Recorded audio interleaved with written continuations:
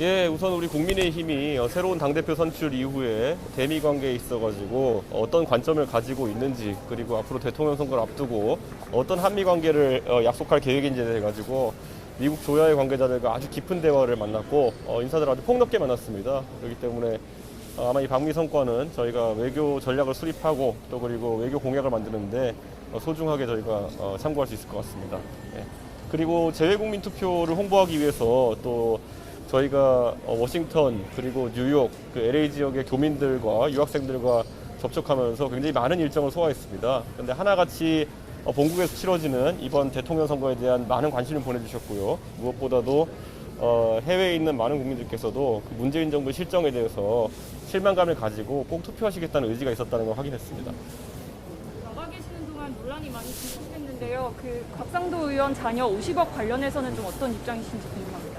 제가 해외에 있는 동안에 보고가 통신 상황이 원활하지 않기 때문에 아주 자세히 받지는 못했지만은 저는 어제 최고위도 긴급 소집을 지시했고 엄정 대응을 지시했습니다. 특히 이 화천 대유권 같은 경우에는 재판 거래 등 여러 가지 의혹이 점철되어 있는 것이기 때문에 그 중에서 우리 쪽 관계자가 만약에 이름이 나온다 하더라도 전혀 그런 것에 성역을 두지 말고 국정감사 및 특검 등을 추진해야 된다, 이런 입장을 꾸준히 밝히고 있습니다.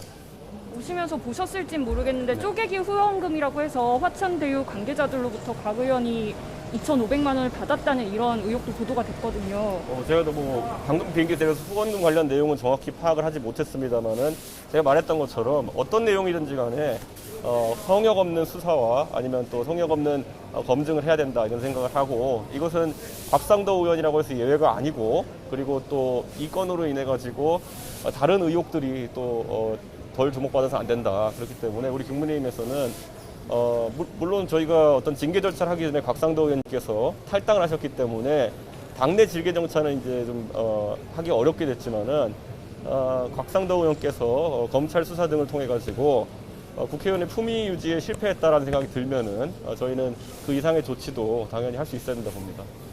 특검도 말씀 주셨는데 민주당에서는 이제 검찰 조사로 진행을 하면 되지 않느냐, 이런 입장인데요. 여기에 대해서는 좀 어떻게 보세요?